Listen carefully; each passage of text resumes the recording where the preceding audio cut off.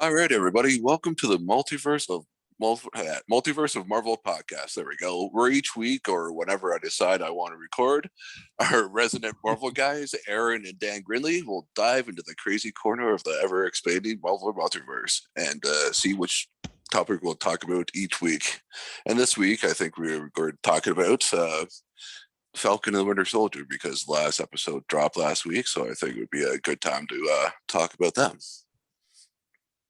So you guys, I assume, both watched the show. Oh yeah, every episode. Yeah, Definitely. Yeah. So and you guys definitely liked where it went with everything. Oh yeah, I definitely was a fan of what happened. I mean, I Enjoyable thought enough, it was great. I mean, it had a few flaws here and there, but for the most part, it was fantastic. Yes, yeah, definitely. And I was definitely surprised that Elaine showed up in the halfway through or there for that one episode. That's a pretty good. Pretty good. They kept that secret too, because she, from what I'm hearing, was supposed to show up in Black Widow first. Yeah. So so what is her character exactly? I myself am not familiar with her. You want to take it away, Aaron? As far as I always knew, she had basically just been Nick Fury's love interest back in the old SHIELD days, like in the 60s, and was basically the Bond girl to the old Steranko Nick Fury. Beyond that, not a whole lot until in the last decade and a half that they started using her again. And they started doing convoluted stuff, setting her up as some sort of Hydra agent. I don't really know much about all the latter day stuff, but she basically she became Madame Hydra for a while, and then it turned out that she was actually a triple agent and had been Russian the whole time. And then it also turns out Nick Fury knew this the whole time. Like Nick Fury knew because he's Nick Fury. Because he's a super duper spy. Yeah, so since then everything. She's kind of been a villain, I think. A villain that kind of helps out every so often, or like. Well, I don't know. I think not as much as Zemo does. Been a villain, I think. Okay, and her name was like Madame Hydra for a bit, or like it was her title for a while. Okay, it's like any woman who's in charge of Hydra is Madame Hydra by default. Like Viper is typically Madame Hydra because she's usually the woman in charge. Yeah. Just I think they forgot about her and decided to use Val instead. Well, no, there was an actual story setting all that stuff up at the time. Viper, I believe, was off doing something else at the time. And who's Viper again? So Viper is one of the villains who's been around for years. She was actually sort of in the movie The Wolverine. She's generally Madame Hydra. She has been an X-Men villain and a Captain America villain, and she's been all over the place. Oh, was she the one with the Venom stuff or whatever? Yeah. But she doesn't really have powers like that in the comics. They just really couldn't use the exact character Viper is. Oh, okay. Yeah. All right. Yeah, and too so and obviously with what the show was, they didn't really take too much from the comics over with it was more so just from the shows I mean, it's one of those ones where if you get in and take a look back at individual stuff of it, I mean, that all is things from the comics in a way, some way or the other, just massively changed and combining a bunch of stuff. Because I mean, the John Walker stuff, it's the same, but it's different, Yeah, it was his own story, but kind of plucked. Yeah, the Power Broker stuff is completely different, and the Flag Smasher stuff is different. Like the basic difference for John is just that he's replacing a living Steve Rogers in the comics, and he's got to live up to the legacy of the dead Steve Rogers in the movies. Okay, and that was when Steve got shot. When that was no, he was Steve, on the outs with the government. He had killed somebody publicly. It was like a terrorist or something, and it was in one of those situations where Steve had no choice, but it was like televised, and people were pretty judgmental and started having problems with Steve. And after a while, Steve walked away and became Nomad, I believe, for the time. I think that's the And- identity he had. Yeah, And at that's where the time- black Captain America costume came from. yeah. And that, yeah, like, And, so and at like, the time, John Walker was Super Patriot, who was his own sort of hero, trying to act like he was better than Captain America. So when they offered to him, he took it immediately. I went through my collection, and my gap in Captain America, I have nothing of US Agent until you get to like the Bloodstone Hunt. Like I have the issue before his first appearance, and then nothing until it's just like backups and spot appearances here and there until like West Coast Avengers. okay, and do we know like when like he first like showed up? Or do you Oh, remember? Like, late 86, 80s. November Late. 86. yeah. I got it pulled up here just so I could remember things. I think he became US Agent About a year later. before the decade was out. Yeah, no, it was about a year later he became Captain America. Okay, yeah. So Nomad isn't that all that old then, relatively no. then. No. Huh. And that just adds to more complications, like what Cap was doing free of the government, and then what became of the Nomad persona when Cap went back to being Cap. Did somebody else take up Nomad when he went back to Cap, or did he kind of do Yep. both? Or Oh, in the comics, besides Isaiah Bradley, there was an actual active Captain America replacement. There have been Captain America and Bucky's in the comics throughout the decades that just never could live up to Steve. Yeah. One of those Bucky's was a super soldier and did live on into the modern age. And though he was kind of psychotic at first, he gets straightened out, and then he takes on the Nomad persona and just kind of like wanders around the American countryside, just doing good where he can, fighting crime where it appears. You know, living up to Steve's example. And there's been a couple others after that too. There was another one before Jack Monroe, which is what Aaron was just talking about there. There was another guy before that who was minor.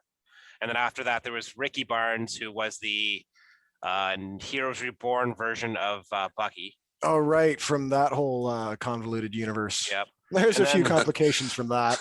And that's a more recent time. There was Ian Rogers, who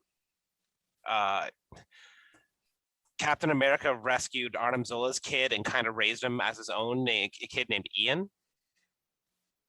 And then that kid became Nomad for a while. Again, it's from Captain America stuff that I haven't really read. It had to do with like, again, capping in another universe and all that. as he's known to do. Yeah, exactly. But yeah, so there's been about 5 Nomads in total. Okay, so so just like a little background on like Bucky and stuff. Like he was like around when Captain America was first, like Steve Rogers was first like introduced. Yeah, he came shortly afterwards, and he was kind of like Captain America sidekick. And Kid that was sidekick. Because they had to be kid sidekicks. Publishing wise, they were always the youthful avatar for the reader to accompany the hero along with their adventures. So Bucky was the stand-in for whatever kids were reading the Captain America comics back in the day. And Okay. Steve and Bucky weren't like best friends beforehand. They didn't meet each other until the war. Okay. And they retconned it later in that Bucky was kind of like a secret agent who, he kind of got in and did the missions that, other people couldn't do. Which I mean, made why sense else- considering Yeah, why like would you let a why teenager would on it, the yeah. yeah, and how, like, where has he got all these skills from? Like, why is this teenager so capable at what he's doing if he's not a specially trained agent? Exactly.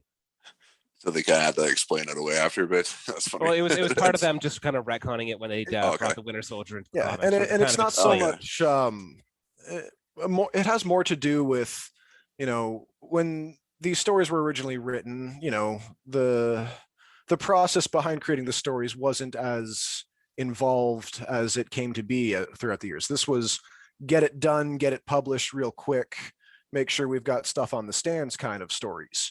And it wasn't until the years went by and the decades went by that you had people taking the time to collect these stories, reflect on them, and start to actually discuss them, because you get the early fanzines, fan conventions where people start interacting with each other about these stories, and they ask each other these questions. Like it's kind of ridiculous that Batman and Captain America parade around with these young teenage sidekicks. Like it doesn't make sense. What could be the actual explanation for this?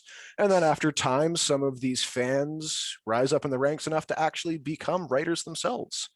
And a lot of times they have really good ideas about how to develop these characters because they've spent so much time with them. Like back in the 70s at Marvel, like Roy Thomas was one of these guys. He just had this intrinsic knowledge of what was going on with the Marvel characters because he did nothing but read them. And like famously too, like George R. R. Martin like wrote into like a Fantastic Four one or something like that too. I'm sure we could have a whole episode about all the different names that have written into comics over the years. Yeah, that I've later worked on them and stuff. Yeah, and so like, how long was he around before? Because he got killed off like relatively early-ish, or like. It was retconned. It was he didn't get killed off relatively early. It was Captain America and Bucky progressed from the World War II on afterwards, and at that point, Steve never did get frozen. Nothing happened like that. They kept continuing on having adventures. And it wasn't until the actual Marvel Universe started and issue 4 of Avengers when they brought Captain America in that they had this retcon that Steve had 4 been. Or was it 5? No, it was issue 4. Right. I'm pretty sure. I could be wrong, but I thought it was issue 4. Anyway. Got the wrong box in front of me. They they retconned it then that Captain America had, been frozen all those years and Bucky had died. So it wasn't until 1963 or 64 that had been established. And to confirm, I'm looking at a reprint of Captain America Comics #1, and Bucky is right there on page #1, introduced right behind Captain America. So, like, he is from word go part of the Cap legacy. Yeah. And what's the date on Cap #1? Or does it say? Does this one actually say? Some reprints give it, some reprints don't. It's either 40 or 41.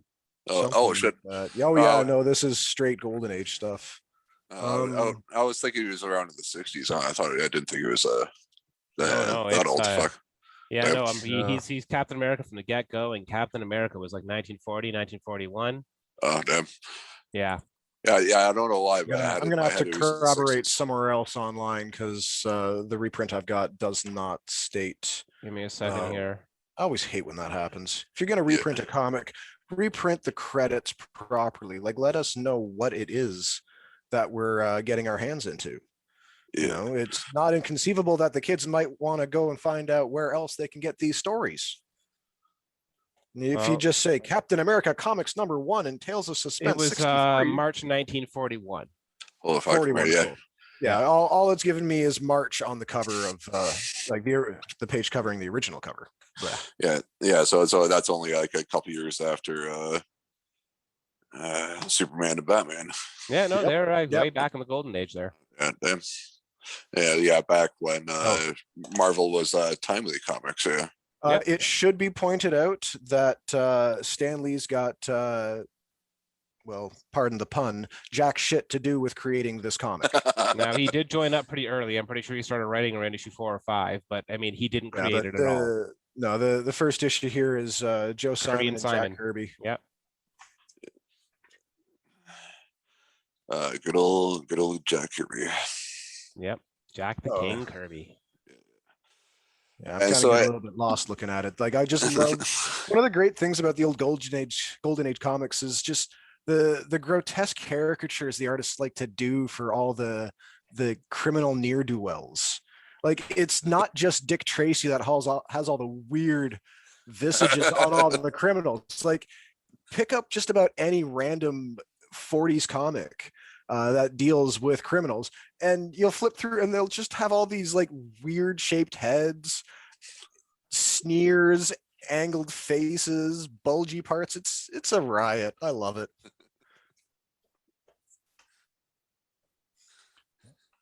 So what's next on our agenda here for the content of this episode? Because there's a lot of content to Captain America, Winter Soldier, Falcon. Yeah, we could go on. So you're saying that back in like the 60s, or where it was when they in issue number 4 or 5 when they said that Captain America was frozen, but that When, was when they were establishing what Steve Rogers' place was going to be in this new okay. focus of the Marvel Universe moving forward. Like there had been no resolution to his previous story. There didn't seem to be any influence of Captain America right away in these comics. So how do we fill the gap? How do we get Captain America back into this and explain away why we haven't seen him from, the very first stories? So, okay, he on this last mission, he got frozen and Bucky was, according to reports, killed. And it wasn't the same sort of idea with like from like the movie, or like did he like crash like the big plane into the ocean? General's or idea, they were strapped to a rocket, and Cap fell off of it, and Bucky didn't. His arm was pinned to it, and it exploded. Okay. But they were successful in their mission despite both of them being lost for the next several decades. Or like assumed dead. Yes. Yeah. One of the differences between them bringing Cap back in the comics that sadly they couldn't do in the movies is it's tied in with what was going on with Fantastic Four. Because you've got in early Fantastic Four, Johnny the Human Torch finds an amnesiac Namor just wandering the Bowery as a disheveled bum. And it's Johnny's actions that bring Namor back into action in the modern age. And then it's Namor that, having a tantrum, inadvertently disrupts where Cap had been frozen in the ice. Native or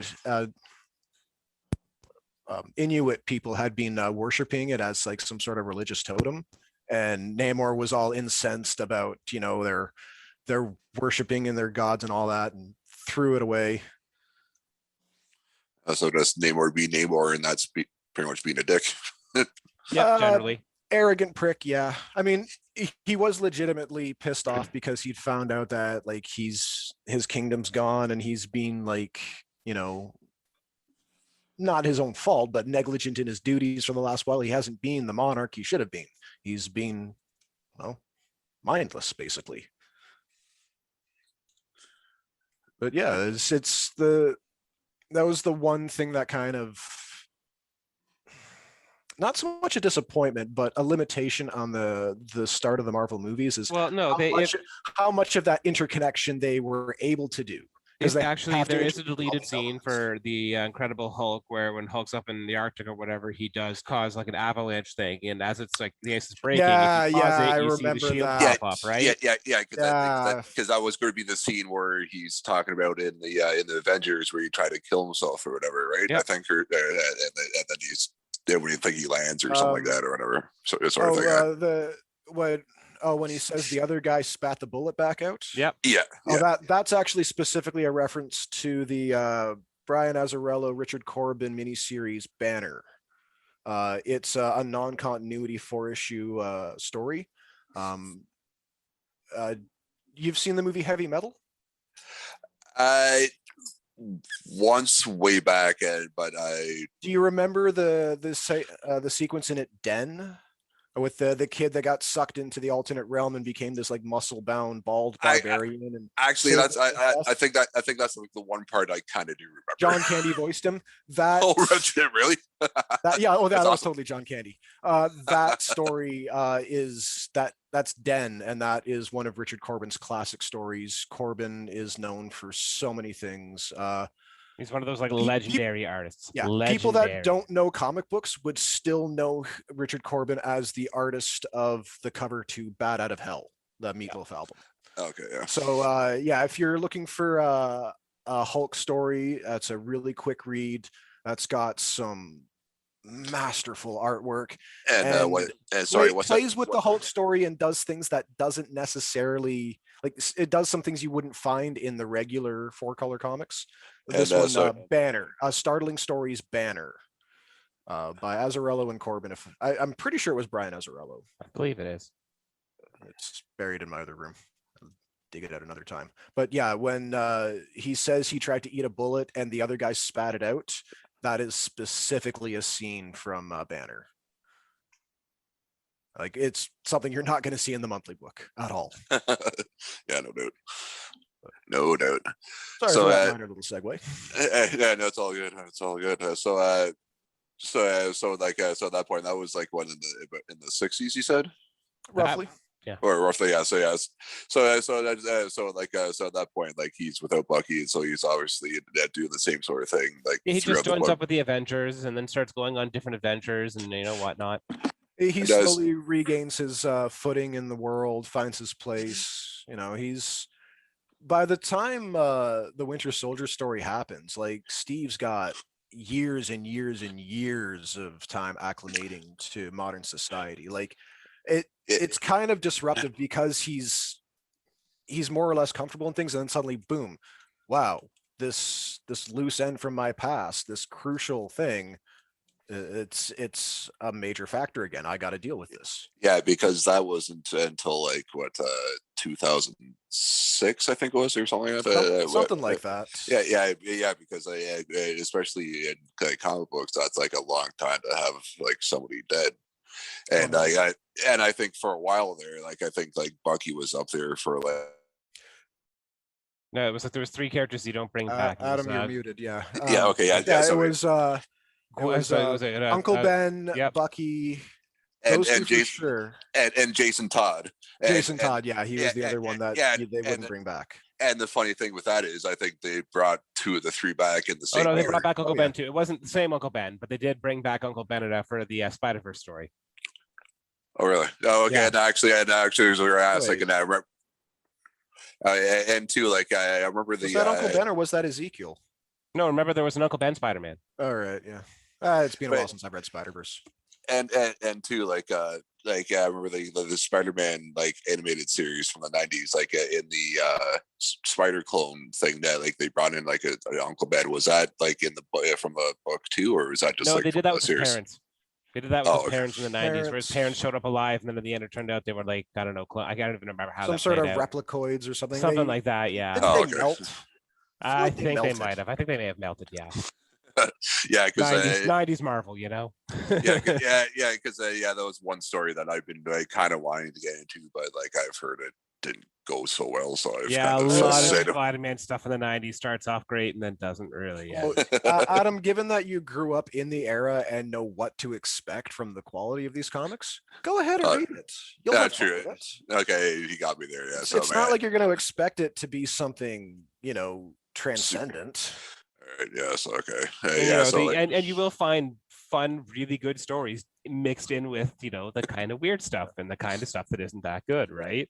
It's kind of sad the number of titles that get dismissed by certain demographics of the readership simply because it looks like something that wouldn't be the quality that they expect. Oh yeah, like the number of people that'll turn up their noses at the 90s Ghost Rider, and then the number of those of us that read it, look at the Robin series in the 90s, right? So many people would have looked at that like it's Robin, but I mean, Robin Monthly was fantastic.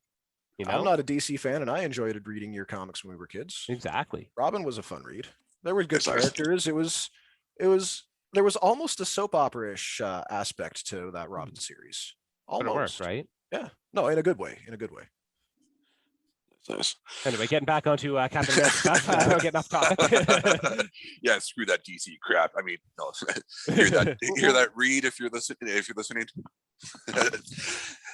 So when did Falcon like show up, like and all this, like, or is late 60s, I early believe 70s? so. I'm just getting. Let me double check my notes. They're all over the place here. Oh, okay, actually, I have exceptionally few comics with Falcon in them. Okay, actually, I'm getting ahead of myself here because we're still talking about Captain America or Winter Soldier. Because these characters all blend together. Yeah, because they were saying like Winter Soldier is like 2006. Yeah, because I remember vaguely when all that, because I was in and around when Captain America got shot too, right? Or was at the end of this, or like leading into this, or leading? That was the end of that story arc. Yeah. Okay. So. Bucky got introduced about 2000. I mean, sorry, Winter Soldier's introduced by 2005, right? And that sort of stories all led right into Civil War, and then Civil War ends where Captain America gets shot. And then, so I mean, it's a very relative quick period between Bucky being introduced and then becoming Captain America. Okay. because he's when Steve gets shot, there's a kind of vague who's going to be Cap, and then it ends up being Bucky. Yeah, because I think one of the Punisher trades I picked up when I first started reading it was like a Civil War thing, and I think he picked up the shield for like a thing. He went into like the Yeah, Nevada desert. he did his own sort of him being his own sort of Captain America for a little bit as well during that. Yeah. I think he like went and kicked some like some like hicks up. Well, he felt pretty ashamed after getting disappointing Cap during Civil War there, because him killing those villains in front of Cap and having Cap beat the living shit out of him. He was pretty disappointed in himself. Oh. Sorry, I was going through my stuff. I have. Yeah, I think too. At like one point, he just kind of sat there and took it like a. Like Cap says, "Why aren't you fighting back?" And he's just like, "I'm not gonna hit Captain America." And I kind of deserve this right now. Yeah, well, he still wouldn't, because again, his whole thing is he goes after the people who are absolute criminals. And Captain America is the one guy who isn't. Captain America is the one guy who everyone can look up to. So Punisher. To him, I think it's almost inconceivable to have to fight Captain America. Yeah, I mean, he probably has done it, but especially in situations like that, he's just like, well, he's crying inside. Yeah. He's never going to show any feelings, but taking punches from Captain America, he's just so disappointed in himself that he's crying in his heart. Crying on the inside. Take that, Punisher. It's the only place he can cry. It's the only thing he knows. Yeah. Anyway, if you want to get on to the Falcon, he was introduced, I think, back in 1969, I believe. Yeah, well, I've got an issue of Cap here, issue 199, and it's 1976. And by that point, the comic is double billed, Captain America and the Falcon. Like right there on the cover, they got both billing, both cover status. Like he had made an impact at least by that point. He's one of the characters, and that's straight up Jack Kirby, like written, drawn, and edited that issue in its entirety. He's one of the characters whose origin story is very different from the MCU. So the MCU, he was the paratrooper who, it was like it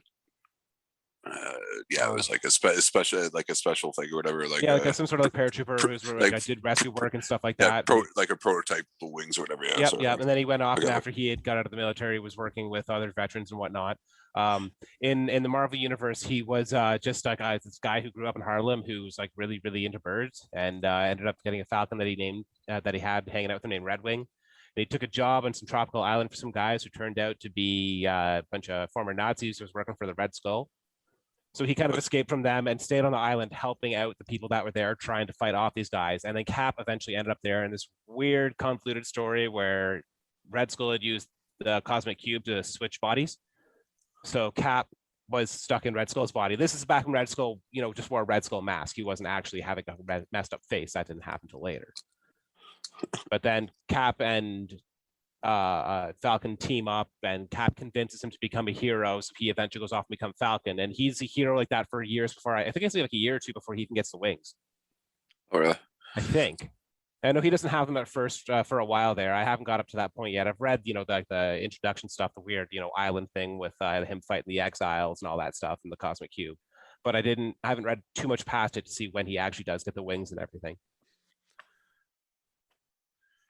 Oh, so like Red Skull even had the Cosmic Cube in the comics for a while. Oh yeah. He had that. Actually, it's one of those things where AIM created it, I think, and it shows up on quite a bit in other comics. But it's one of those things where Red Skull's really, really got a hard on for getting a hold of that thing and doing stuff with it. And it goes on to his followers too. Like, yeah. If Red Skull isn't there to try to mess around with the Cosmic Cube, there's a good chance that somebody that followed his ideals is right there behind him. Is trying to cause some shenanigans. Yeah. And then we should bring up the stupid retcon with Falcon's origin, which is I'll let you handle all that, because that's just... So they ended up turning around and retconning it that apparently what he was a pimp. And somehow, he was originally. And this is the first retcon. Who a mission went bad and he decided that when he was on an island escaping and Red Skull ended up using the cosmic cube to change his mind to make him think he was a good person who would become a hero. And upon learning this, he decides, no, I'm a good guy. I'm going to keep being a good guy. And then until the point of some time during, I think around the Was it Original Sin or was it before then? I think it was before then. It might be it's sometime, after Winter Soldier shows up, but before then, sometime around that era, that Sin, who's Red Skull's daughter, kind of reveals, well, no, like that's none of that's true. That was Dad screwing with your head. You are who you are, right? But I mean, that was one of those things where it's like in any situation, turning around and revealing that one of your heroes was originally a pimp and that his mind was wiped is just a stupid origin. Just why? So how did he get to the island from being a pimp? He and some other guys went to do some sort of like I don't know, like stealing the drug deal. I don't know, something like that, and it went bad. Again, it's stupid. It's one of those things where you're just like, why do they even think this is a good idea in the first place? Because exploitation movies were hot stuff back then. Yeah, I guess everybody was kung fu fighting. There was jive talk everywhere. The 70s. Yeah. Where everyone thought cocaine was a good idea. Yeah. Hell of a drug. Anyway, they did retcon it later, but I mean, he's been retconned a few times. For a while, he was a mutant because he has a psychic connection with his bird. He can see what it sees, he can communicate with it and whatnot. If you remember back in the 90s, X-Men were hot. So if any character had any sort of flagging popularity or sales, declare them to be a mutant. Actually, kids love mutants. That happened back in 83. 83, wow. Yep, it was in his own miniseries. Apparently it was that even. Yep, apparently it was back in his miniseries. Who cared about mutants back in 83? Hey, that was the way they were trying to explain why he had this weird connection. It was then instead of trying to come up with some other weird convoluted thing after they'd already. Can't it just be radar love? Why not? Why not? Get your hands on the wheel. Do.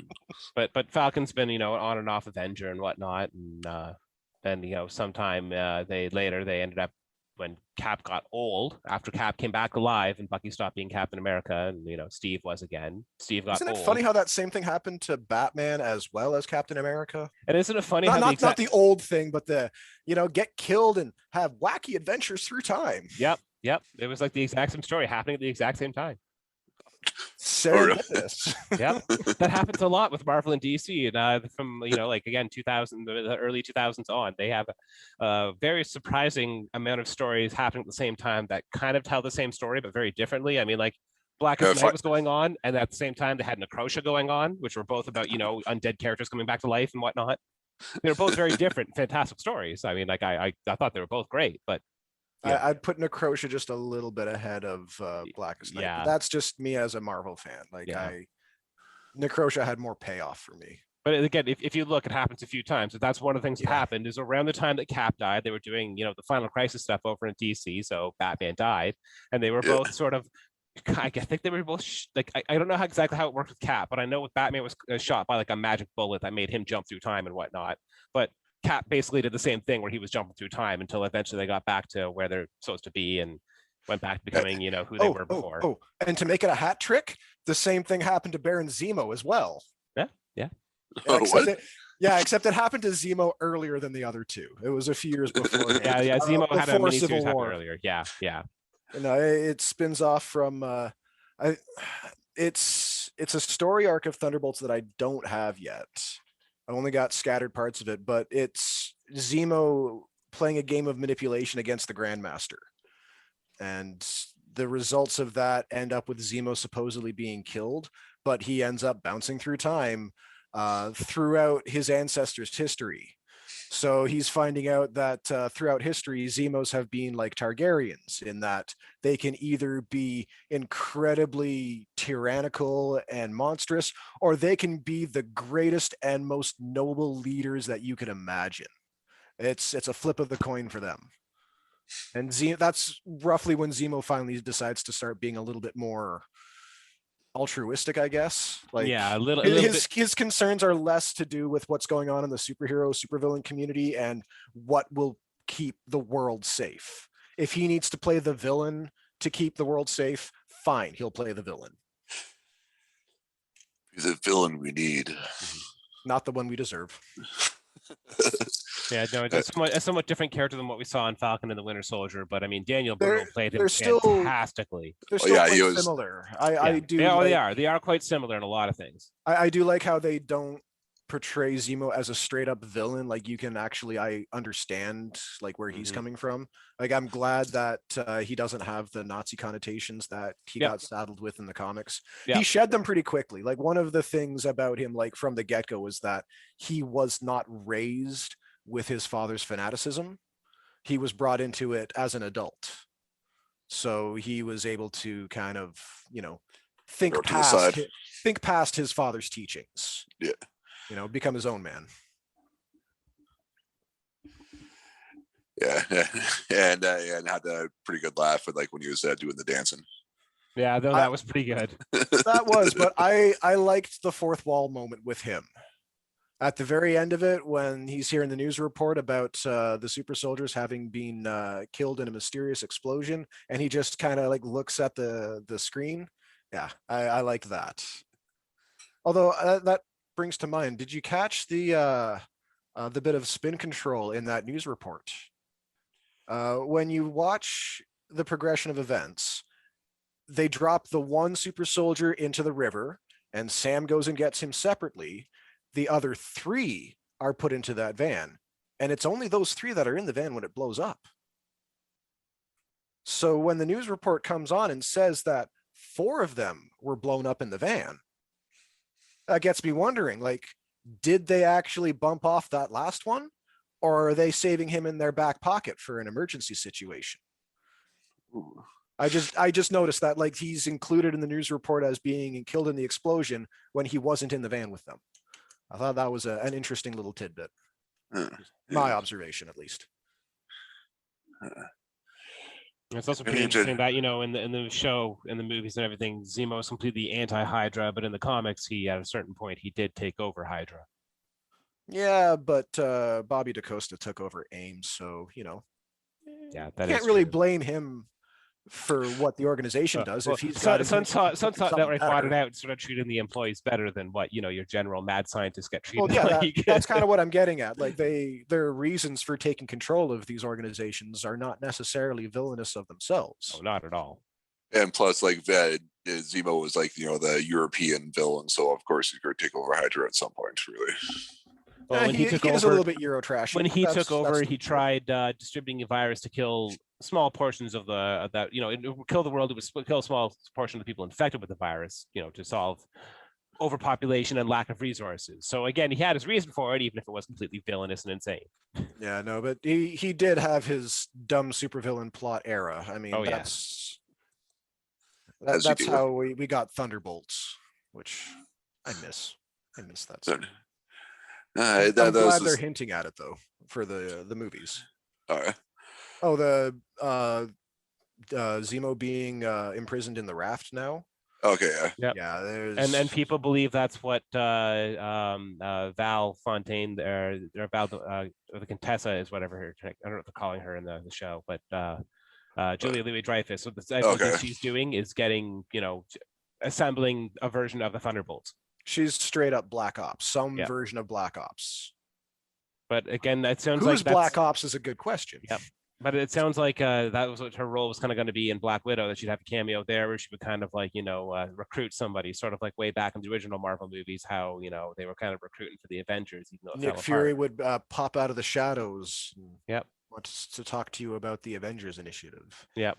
So like the Thunderbolts is just like the villain team up, or like? Well, okay, so we've talked about Heroes Are Born, right? We're back in the 90s. It did the Onslaught story, and all the heroes died and all that, and we're in a pocket universe. Yeah, that's like the fucking what's his face that did Deadpool with like the stupid fucking cap chest that's like super big. Oh, Rob Liefeld. Yeah, Liefeld. Yeah, there. When Liefeld took over doing Captain America, that was later on afterwards. Yeah.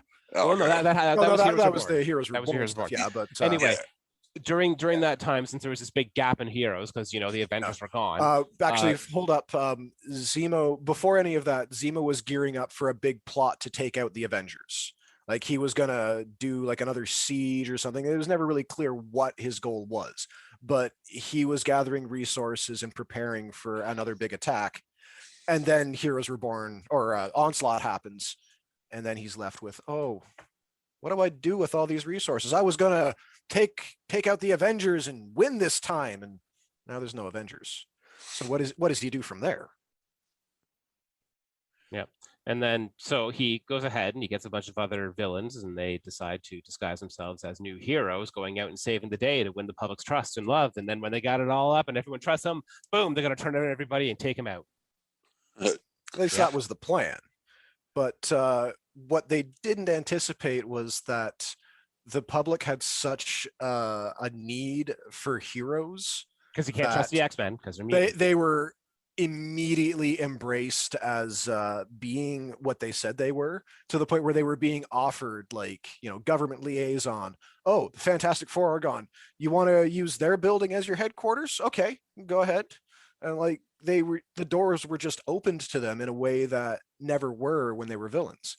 And a good chunk of the team started to really appreciate the validation they got for doing good things, for being heroes. And by the time it came to the point where Zemo wanted to spring his plot, there were too many members who didn't want to go along with it, and a couple of new recruits that had nothing to do with what Zemo had been planning all along. So it became its own thing very quickly. And the whole villains working for redemption is an idea that, needs to have a place. Like, this is why Suicide Squad works so well over the DC universe.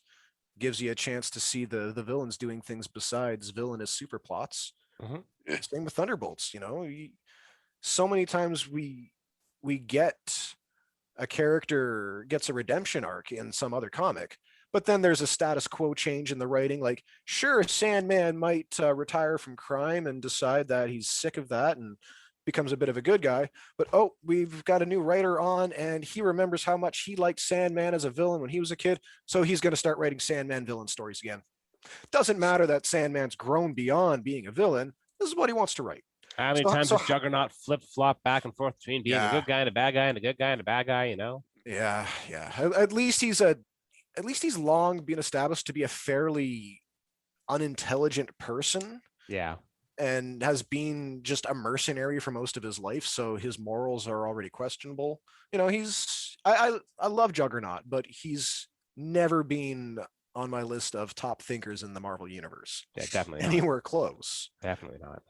But when you're that strong, you don't really need to think that much. Nope.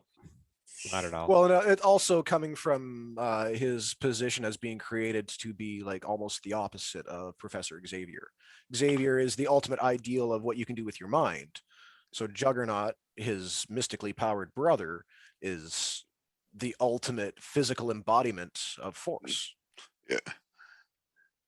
Pretty interesting coin flip there. Yeah. Yeah, what was the thing that gives him his power again? The Gem of Sidorak. Crimson Gems of Sidorak. The same sort of bands that Doctor Strange loves to invoke so often for containing enemies. Other dimensional being Sidorak made him an avatar and given him his power. There's some pantheon called the Octessence. From what I've read of those stories, it seems to just be an attempt to expand on the Juggernaut mythos and create more of those things. As flawed as Fear itself was, Fear itself did the same sort of thing, only better. Like, all the different hammers had the same sort of effect as the different avatars of the Octessence. Giving rivals to Juggernaut went nowhere. Yeah, so that's what Fear itself was. That was Juggernaut was part of it, but the Juggernaut part of that was he was just one of the guys that got a hammer. And then Ileana and Colossus went to Sidorak, and Colossus took the gem of Sidorak for himself and became Juggernaut for a good long while. That was interesting. Huh.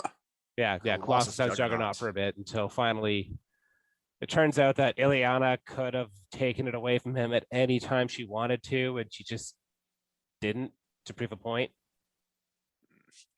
Yeah, because Ileana is kind of like that. She's a little vindictive when you piss her off. Yeah. No, sorry, she's a lot vindictive when you piss her off. She wanted everyone to know what it was kind of like to have. She wanted her brother to know what it was like to have that kind of monkey on your back, that sort of demon thing that's controlling you that you don't really have any say in. And then, after a while, she's like, "Oh yeah, no, I could have taken you to limbo at any point, and as long as we're in limbo, I have complete control. So at that point, if I want him out, he's gone." And Colossus is kind of like, "Seriously, what the fuck? You could have done that like immediately." Stop judging me, Peter. Yeah, exactly. That's basically what it was. Thanks for the help. Yeah. So like when Winter Soldier came back and like got deprogrammed and stuff, did him and Falcon actually hang out at all before like the MCU like came to be, or was it just like a new thing? They probably Or hung did- out a few times. I But it's I not. haven't It's gotten not. that far into that story, and when all those comics were coming out at the time, the only parts that I was really caught up with for a lot of that Cap stuff was like the actual death of, and then when Bucky finally became Cap and joined one of the Avengers teams, I kind of caught up a little bit on that stuff, and then I think he had his arms torn off and he was boot fucked pretty hard, and then he died, and then somehow they brought him back again.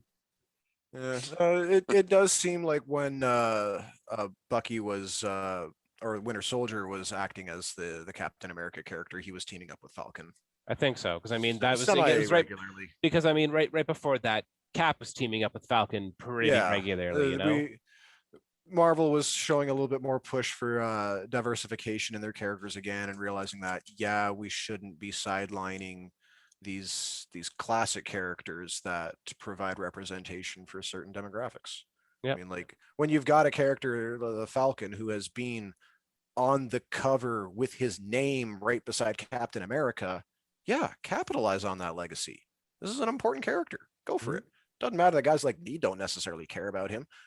I'm not the be all end all of comic book readers. There's so much out there. You've also made it pretty clear that your niche for Marvel has always been a horror, that corner of it, and that's not really part of Falcon's sort of thing, No, there's absolutely no crossover between the two. Like, I think Whatever makes you say that. the closest I ever get is like maybe the occasional issue of Marvel Comics Presents that'll have a Falcon story on one side and like a Man-Thing story on the other side. Yep, and I guess Like- you probably like have the some. 2 for You 1. might have a few Avengers issues where he's like an Avenger, because you do have some issues around the run. I think if he was part of the team. I know I've got a bunch. Probably. But I have a much more. My Avengers run is also from like early 2000s on. Well, actually no, it's from like mid 90s on. I just got the box that has all like my Cap and Namor and Nick Fury stuff in it. So you don't know when Sam became Cap, but that was probably like super recent then, or was it just mainly about It Bucky? was within the last like Couple decades. 2010 maybe. Okay, yeah. So, but yeah, probably so like Maybe that was later than that. No, it was 2014. 2014 is when he became 14 Cap. then? Okay. Yeah. Okay, yeah. So like when the MCU was going on, so they're kind of tying the two more, the two together more. So yeah. Yep. So it was somewhat recently.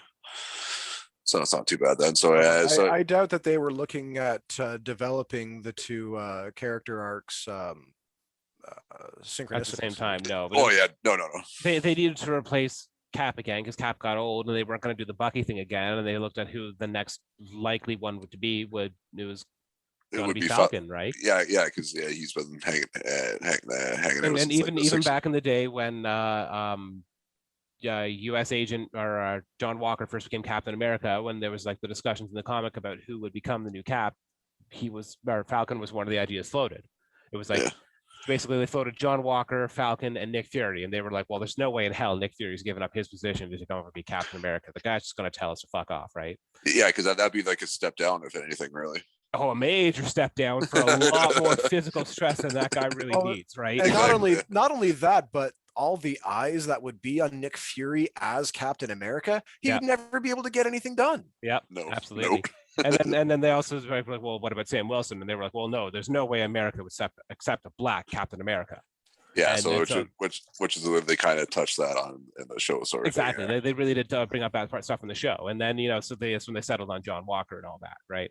But I mean, when it came to 2014, they have absolutely no reason why they can use that or excuse, right? Yeah. So he became Cap, and he did a great job as Cap for however long until they had him. I don't know if he's back to being Falcon again or whatever not. Status quo was restored for Steve Rogers. Yeah.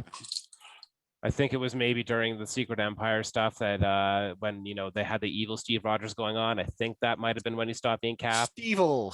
Yeah, Steve. We'll just call him that.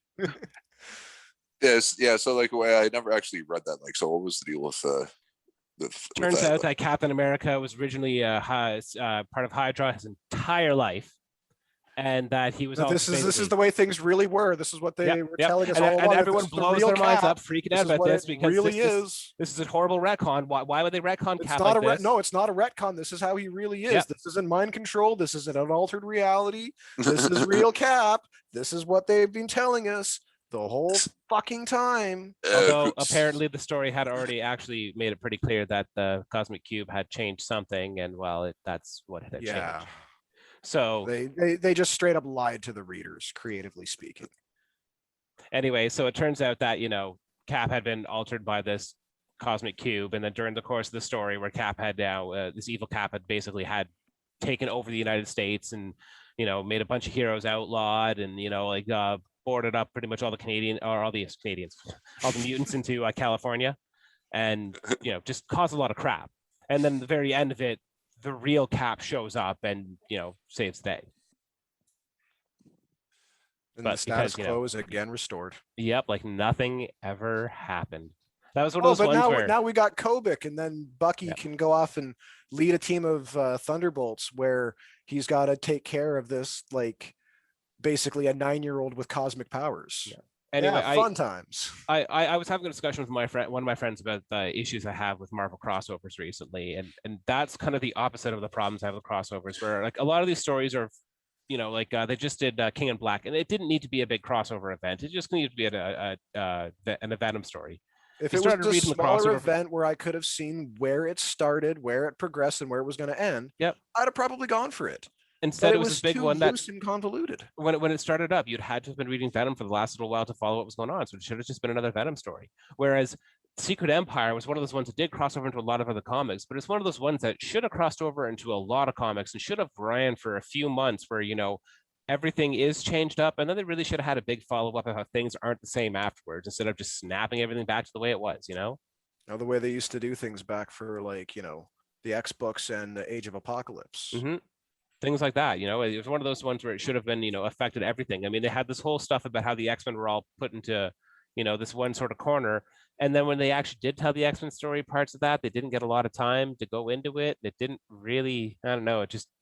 You remember back in the 80s, when Thor in his comic, the casket of Ultimate Winter was opened, and that affected all the Marvel comics for that period of time that it was open. And they remember when the X-Men died in Dallas and the whole world was watching, and it was noted elsewhere that geez, the X-Men are dead. Why can't these things happen anymore? Mm-hmm. They just don't try to have the coordination between all the departments anymore that they used to. I mean, you could say it has to do with the fact of how much they've grown with how many comics they have, but at the same time, a little bit of effort makes these things work, right? Mm-hmm. I think they have these fans that can figure these things out. You figure out the people they pay for it to figure it out too. As a fan, one of the biggest editorial changes that disappointed me was getting rid of all the groups and the group editors. Yeah. I really feel that's when we started to see a downward trend in the cohesiveness of a lot of the stories. When you didn't have that one editor/editor-in-chief overseeing an entire area of the comics and making sure that things fit, and then them being able to coordinate with the other groups to say here's what we're doing, how does this group go with what you're doing, and when it was Bob Harris that was eventually just put in charge of the whole group of it, wasn't it? When they dissolved the individual groups. I believe so. That's when. No, I mean some of the groups end up reforming because there is an X editor now and things like that. And I think there's a Spider-Man editor now, but it's only for the big groups where they have those sort of editors now. It wasn't back in the day where they had the street level stuff, the horror stuff, the Avengers stuff, the Spider-Man stuff, the X-Men stuff. I feel like a lot of characters and titles started to slip through the cracks, and I know that the situation is impacted by what was going on financially with Marvel and the amount of control that was trickling down to the actual creators. But even still, losing those groups, you lost a lot of the flavoring of the comics, and again the cohesiveness. Yeah. These felt like a shared universe. Besides just having like characters pop back and forth across titles to help boost Yeah. sales. Like in the 90s, have Wolverine appearing at literally everywhere. Yeah, who are the most popular characters of the 90s? Let's see who's showing up on titles that they're not part of. Cable, Wolverine, Ghost Rider, Punisher yeah, and Spider-Man. Punisher, Venom. Yeah. Sooner or later, Deadpool. Like, yeah, let's get those sales back up by introducing the new popular character. Well, to be For fair, a brief the Deadpool ones didn't really start being a big selling point until the 2000s. But yeah, that's true. It did But happen. that was him taking the torch from a lot of the previous characters. Yes, very Yeah. much. So. Oh God, has he run with it? Yeah. Yep, I can remember a time where our friend Gord had a hard time getting Deadpool comics because they weren't really making anything. Now you can't turn around without finding another one. Oh, and Yeah. the sales numbers, like the print runs, were so low. Yep, but it was like Yeah. it was critically acclaimed and the fans loved it.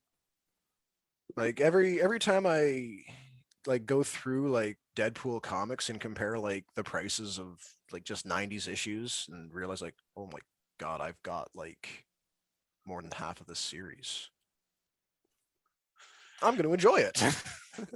I don't have to spend anything to read these comics, and they are fantastic. And they're the original copies. Yeah. Dude, if you can go for originals over trades and you have the space for originals, there's so much more content to enjoy. You get letters pages, you get editorial pages, you Yeah. get vintage ads. Let's just say Yeah. I'm very, very glad that I have a pretty much complete X-Men run for the upcoming MCU Marvel movies or shows and stuff Oh, coming out. I Because got they're going to so start, the many of prices on those. certain issues are going to shoot up there, and I'm not going to have to worry about buying them because I've already got them. Very nice. Very nice. It's like having that. It's like you getting, or both of us get that issue first appearance Deadpool. Oh yeah.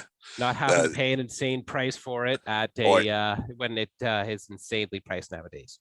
Oh yeah, it's not that. I think I was just looking on eBay like a couple weeks ago for it just for the hell of it. Yeah, it was like $300-400 for it. Yeah, it was.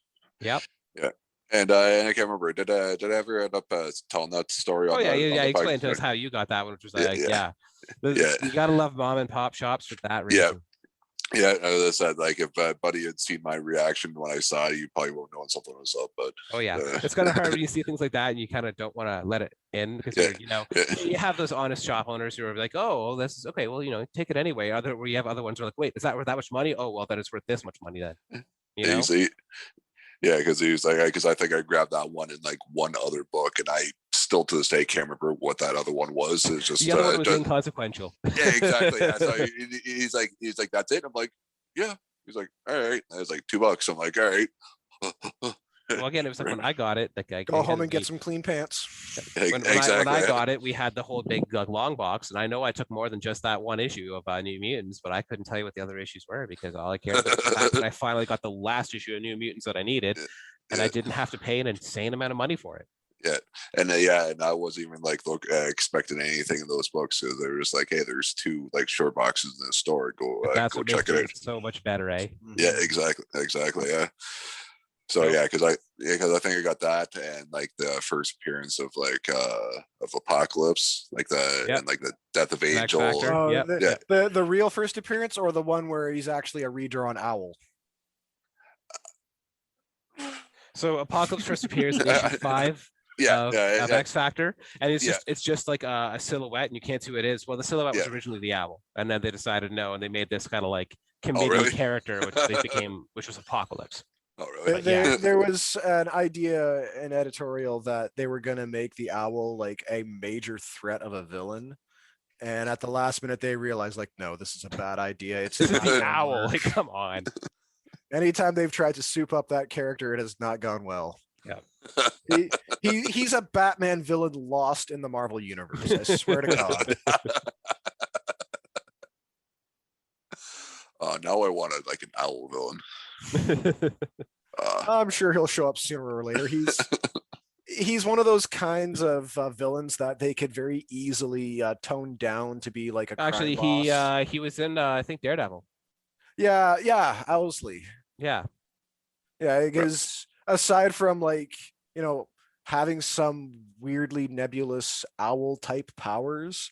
Like he's not on the level of like, Squirrel Girl's squirrel powers, but like he's a little bit more owly than Penguin is penguin. His head can turn 180 degrees. Oh, That would yeah, I be think funny. I've got an issue. No, I think there is an issue of Daredevil. I think I've got where like the owl shows up and he's got all kinds of like mutations and cybernetic implants. It's like when Killer Moth showed up as that mutated Charaxes and was suddenly a Oh yeah, threat. yeah. Except Owl was just freaky looking and horrific.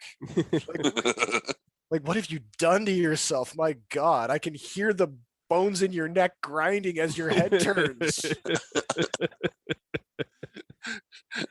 Please stop doing that. I'll stop. You can do whatever you want to do. Just Yes, stop. Don't do that. The sound of, and this is actually in the comics, but like the sound of the owl's head is unnerving Daredevil. Like the clicks and whirs of his like cybernetic big ass owl eyes, like the fact that his head can like turn around on a swivel, like it's just wrong to him. I wonder why. Yeah. Super senses are a burden, it seems. Just imagine all the things that like drive people insane and gross people out in general, and how amplified all of that must be for Matt Murdock. I mean, look Like at how the sound Peter of David, people chewing. look at how Peter David wrote Quicksilver. Yeah. He's impatient with everything because everything to him is so freaking slow. Oh yeah, that would be a pain. Yeah. Yeah. Everyone around him is slow and can't move at his speed. I mean, it's got to drive you nuts, right? Yeah, the examinations issue of X Factor is a must read for any comic fan. Yeah. I don't care if you don't like X-Men titles, like you think that's just garbage. It's a great single issue. Like it's the fact that it's an X-Men issue and that these are superheroes is inconsequential. These are like they're I don't know how what's the best generalization for it. They're like emergency response workers that have to go through counseling after a particularly harrowing event. That's it. So you get like insight into all the characters, which I'm not sure if anybody at Marvel had treated any group of characters with that level of psychological depth by that point. Mm-hmm. Like to cover like a group of characters and nail them all so perfectly in just a single issue.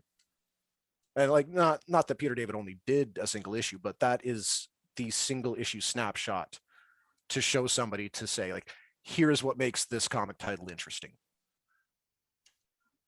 Or at least that era of that comic title.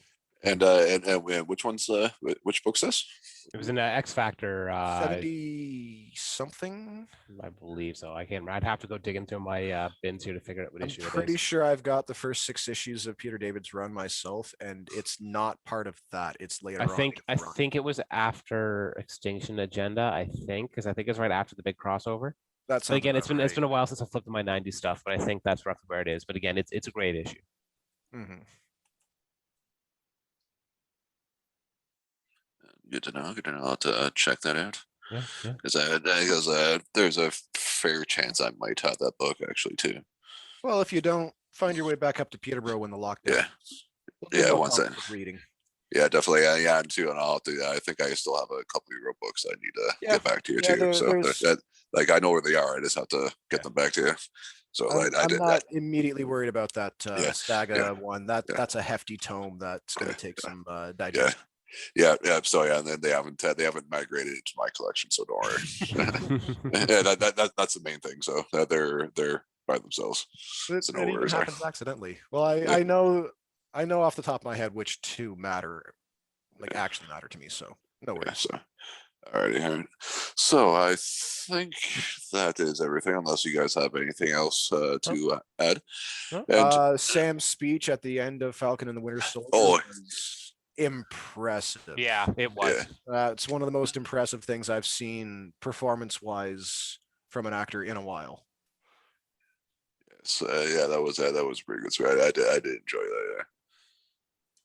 Oh yeah, and As far as we never touched up on the villain for Falcon and Winter Soldier. Flag Smasher's a joke in the comics. That's all you really need to know. Flag Smasher is an idealist who really hasn't thought through what he's doing and just causes terrorism and mayhem for his reasons. And it's pretty much the same as what we see in the TV show, except instead of being a stupid teenage girl, it's some stupid faceless guy in his 30s. Like he's a non-entity. Like I had to remind myself that no, Flag Smasher does not have any superpowers in the comics. There's a singular Flag Smasher who runs an organization. Oh, really? Yeah. Interesting. Yeah. Yeah. Yeah. So Yeah. there's not really much to get into there as far as the bad guys go. Flag Smasher fills the need for getting that element of what's happening in the MCU across. Like, yeah, there's all kinds of disruption from half of the population disappearing 5 years ago, and then now coming back. What do we do with all this population? Just dealing with the aftermath of everything. Using the Flag Smashers as a focus for the people that feel that they've been wronged. That worked. But yeah, don't go look into the comics for Flag Smasher if you were really impressed with Flag Smasher in the show, because I don't think there is anything impressive about that character in his publication history. Huh. And this is a character like I discovered really early on with an issue of Ghost Rider, and thought like this character is a fool. In fact, I was telling Daniel after watching it, if Carly Morgenthau had kept going in the series, the TV show, she would have triggered a Fool Killer eventually. She would have caused so much misery and death that somebody would have been wronged in the same way that she herself was. And when nature begets too many when the world begets too many fools, nature provides a Fool Killer. She was on the verge of doing that, I am positive. She would have just created a bigger problem hunting her down.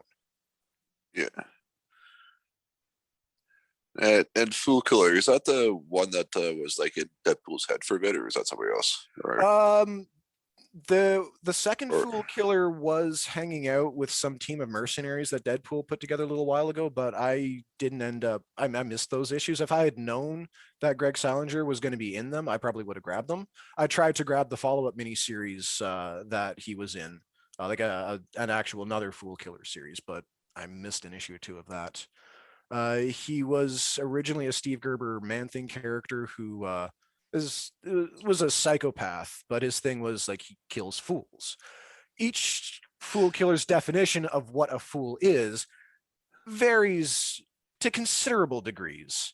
Mr. T, lucky he wasn't friends with Mr. T. All right. Oh God. I was going to ask if there was a Mr. T like crossover, because there was a little bit of bloodbath. I think the original Fool Killer was like mid 70s. I'm not sure when Mr. T started getting popular. I didn't think until like the 80s for him. Yeah, I agree. Like early 80s, I would say. I think first Fool Killer didn't last long. His definition of a fool was anybody that didn't do what he said. Oh. Yeah, he's the kind of character that you want to see killed off. Yeah. The second Fool Killer was inspired by the stories of the first Fool Killer. This guy was like a college student who his definition of a fool was anybody who had no poetry in their soul. He started off with good intentions and slowly went insane till the point where he tried to kill Spider-Man, and somebody in the crowd pointed out that a man's trying to shoot Spider-Man. Only a fool would try to shoot Spider-Man. He called me a fool. I'm a fool. And then he tries to shoot himself. Yeah, he was right out of it. And maybe I'm the fool. At least he stuck to his logic, right? Yeah. The third Fool Killer, however, Kurt Gerhardt, was the subject of a 10-issue maxi series in 1990 by Steve Gerber, and J.J. Birch is a pseudonym. I forget who he really is. But I'm pretty sure he had been using the same pseudonym on like Catwoman back in the day. But it's a story about how this new individual, Kurt Gerhardt, following the example of the previous Fool Killer, who is in an asylum, takes on the identity of the Fool Killer after corresponding with him. It's one of the greatest travesties of Marvel publishing is that there is no trade paperback of Fool Killer. There's and part of the reason this bothers me so much is the correspondence between the second and third Fool Killers is done through the internet. And this is a comic from 1990. So Whatever. they're using like modems with like BBS message board type stuff. That's like real earlier internet. So you know what this means graphically speaking? Computers with black screens and green text. And you know how well that prints on the page in 1990 printing tech? Only a couple of issues have actually legible text on these screens, and there's actual information on them. So I've been wanting a remastered Fool Killer for ages so I can see, the artwork properly cleaned up. Like, I don't care if they mess up the coloring because they use different type of paper. That's one of the big things about why so many trade paperbacks from Marvel and DC have such a garish look to the coloring, is because they're still using the same color templates as they were for the pulp paper. And this glossy stuff catches the colors just differently. I wouldn't care if it was that, like just the original templates onto new paper, if I could make out all the artwork clearly. But despite it being one of the, like it does have a reputation as being a great Marvel story, like for having like a beginning, middle, and end. Like it is a complete package tale that hasn't been really exploited story-wise. But you can find it easy in singles, but there is no trade, and this makes me sad. Makes you a sad panda. Sad panda. As a minor anecdote, just to get across the general tone of the Fool Killer Maxi series, when my oldest nephew, he's been going through my horror and crime and action movie collection. When he got around to watching the movie Falling Down, he loved it. And his immediate question was, is there a follow-up? Is there a sequel to this? I'm like, there's no sequel to Falling Down. No way is there a sequel. But here, I've got an extra set of Fool Killer. This is basically Falling Down in the Marvel Universe. Like, what if the same sort of situation happened to like Defense, the character in Falling Down, like all the way he feels his life is going and everything wrong with it, almost exactly the same way that Kurt Gerhardt feels in Fool Killer. Like there's differences based on their situation. Kurt doesn't have kids, but their love life's fallen apart, their work life, their home life, everything is failing on them. Society is failing them. How do they react when they hit the breaking point? I'm probably close to rambling at this point, but yeah, like it's an unsung gem of the Marvel universe. And if you know the movie Falling Down and love that movie, I absolutely recommend it. Michael Douglas. Yeah, Michael Douglas. Yeah, Michael Douglas. I forget who else is in it. Watched it too long ago. Robert Duvall. Robert Duvall, that was it. Yeah. Yeah, it's been a long time since I've seen it, but I do remember though. Yeah. If you want to see that through the lens of the Marvel universe, that's Fool Killer. All right, good to know. All right, so I think that covers about everything, unless you have anything to add there, Dan? No, I got nothing to add right now. Yeah. All right. So I think that covers everything for this week, and you guys are still not on any type of social media stuff, really. Just Facebook. Couldn't care. Yeah, which is honestly the best way to go about it, really, because it is all not good. Yeah. So if you can stay off it, it's probably about the best way to go. But for us, though, I think we are on both Twitter and Instagram. I don't really post all much there, so check us out there. But other than that, for this week, until I think I'm free like next week, where we can figure out what we're recording and when we're doing that later. But We'll have to find a think, subject. yeah, 'cause that it's too. still a few weeks before Loki comes out. yeah. So like another like beginning of like June or something like that. So I think it's like a month almost. I think. Maybe Yep. a couple weeks or a couple weeks. So yeah, so we'll The bar's discuss being that. set really high for that one now too, with Oh yeah, WandaVision, Falcon, and Winter Soldier. Yeah. Yeah, And this then one. yeah, and everyone loves Loki, so like it should have prove interesting. Yeah, so And the Time Variance Authority is one of the few institutions that probably could mess with Loki. He's going to mess with them, I'm sure. or but, or these try to, yeah. There'll be some back and forth between the two groups, I'm quite sure. All right, yeah, so that should prove interesting. So until then, everybody, read some comics. I don't know how to end this, but yeah. Yeah, no, in the words of kayfabe cartoonist, read more comics. Yeah. Yeah.